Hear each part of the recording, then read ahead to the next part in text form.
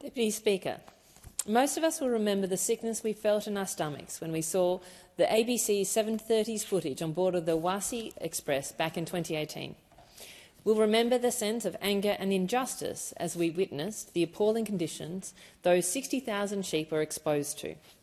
Conditions that ultimately resulted in the inhumane deaths of 2,400 of these helpless animals from causes such as heat exhaustion and dehydration. It is because of this and incidents like this that the live sheep trade has lost its social licence in Australia. Over the past 2 years, I've received an ongoing stream of letters and calls from dozens of my constituents horrified by these reports and images. Few issues have attracted such prolonged and emotive attention of my community.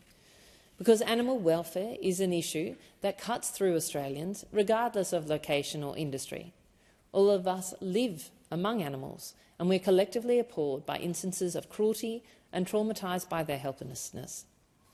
I promise my community to fight for the end of live sheep exports, and the government too promised the people of Australia to put an end to this trade. I'm pleased that under this bill, the export of live sheep will be phased out by the 1st of May 2028. I'm also pleased by the recognition of support needed for those adversely affected by the transition of this industry. Because while I support this bill, I do acknowledge that people's livelihoods are affected by this bill, and many farmers, particularly in WA, will need to adjust their businesses or leave the industry entirely, and this is hard. I have been moved by the scenes last week of West Australians lining the streets and tuning into the House Standing Committee. I've even been contacted by concerned Western Australians outlining the impact they feel it will have on farmers, businesses and communities in Australia. I have heard your concerns.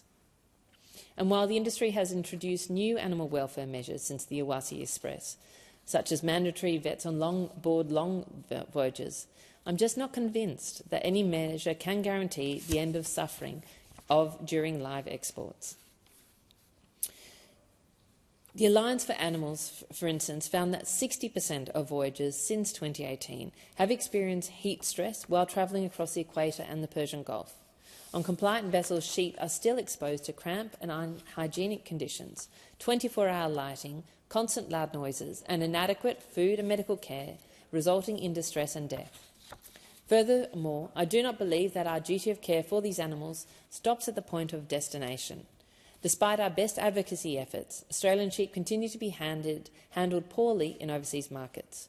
The only way we can guarantee humane treatment of animals through to the end of life is to process these sheep here, where we can effectively monitor and hold the industry to account.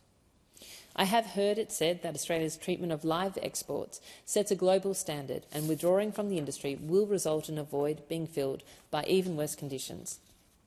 This may be so, but doing something wrong better does not make it right. There will be an economic cost as the remaining exports are gradually phased out, and that is why I'm glad to see an economic support package included in this bill. This transition support includes $107 million, with $64.6 million of direct funding allocated to assist sheep producers and export transition to new opportunities, including the expansion of meat processing facilities. For some years now, the industry has been in natural decline, with live sheep export occupying a smaller and smaller fraction of the exported sheep meat and the Western Australian economy.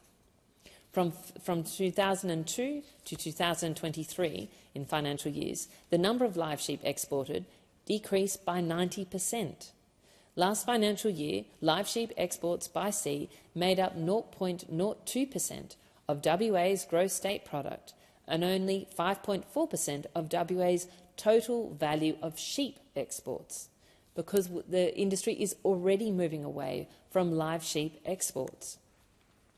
However, I know that this ban will make it hard for some, and it is for these communities that the support package is essential. This bill represents progress, but 2028 is a long way away, and our job is not yet done.